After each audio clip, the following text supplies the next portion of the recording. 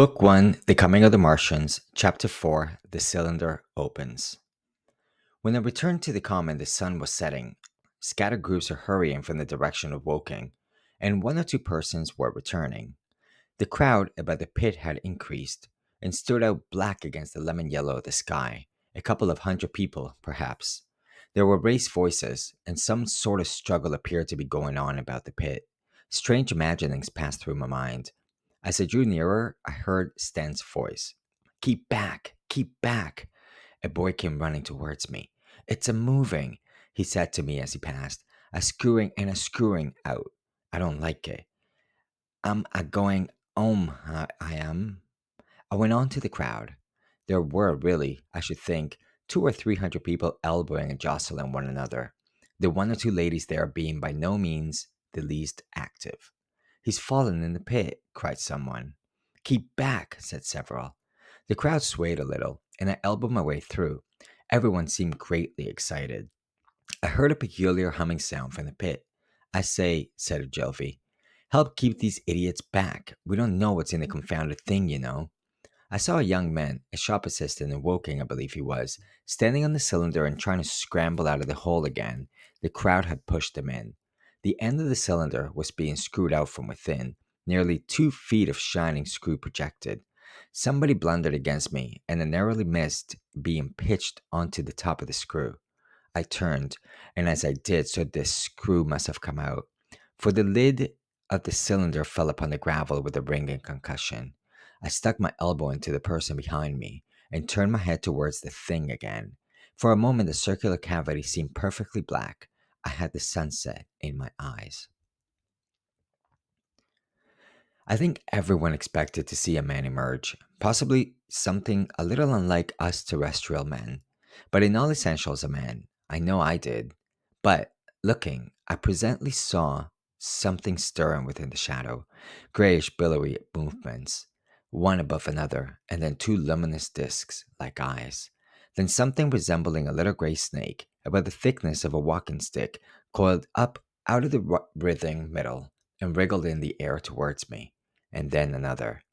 A sudden chill came over me. There was a loud shriek from a woman behind. I half turned, keeping my eyes fixed upon the cylinder still, from which other tentacles were now projecting, and began pushing my way back from the edge of the pit. I saw astonishment giving place to horror on the faces of the people about me. I heard inarticulate exclamations on all sides. There was a general movement backwards. There was a general movement backwards. I saw the shopman struggling still on the edge of the pit. I found myself alone, and saw the people on the other side of the pit running off, Stent among them. I looked again at the cylinder, and ungovernable terror gripped me. I stood petrified and staring. A big grayish rounded bulk, the size, perhaps, of a bear, was rising slowly and painfully out of the cylinder. As it bulged up and caught the light, it glistened like wet leather. Two large dark colored eyes were regarding me steadfastly. The mask that framed them, the head of the thing, was rounded, and had, one might say, a face. There was a mouth under the eyes, the lipless brim of which quivered and panted, and dropped saliva. The whole creature heaved and pulsated convulsively. A lank, tentacular appendage gripped the edge of the cylinder. Another swayed in the air. Those who have never seen the living Martian can scarcely imagine the strange horror of its appearance. The peculiar V shaped mouth with its pointed upper lip, the absence of brow ridges, the absence of a chin beneath the wedge like lower lip, the incessant quivering of this mouth, the gorgon groups of tentacles, the tumultuous breathing of the lungs in a strange atmosphere, the evident heaviness and painfulness of movement due to greater gravitational energy of the earth. Above all, the extraordinary intensity of the immense eyes were at once vital, intense, inhuman, crippled, and monstrous. There was something fundrid mm, in the oily brown skin, something in the clumsy deliberation, the tedious movements unspeakably nasty. Even at this first encounter, this first glimpse, I was overcome with disgust and dread. Suddenly the monster vanished. It had toppled over the brim of the cylinder and fallen into the pit, with a thud like the fall of a great mass of leather.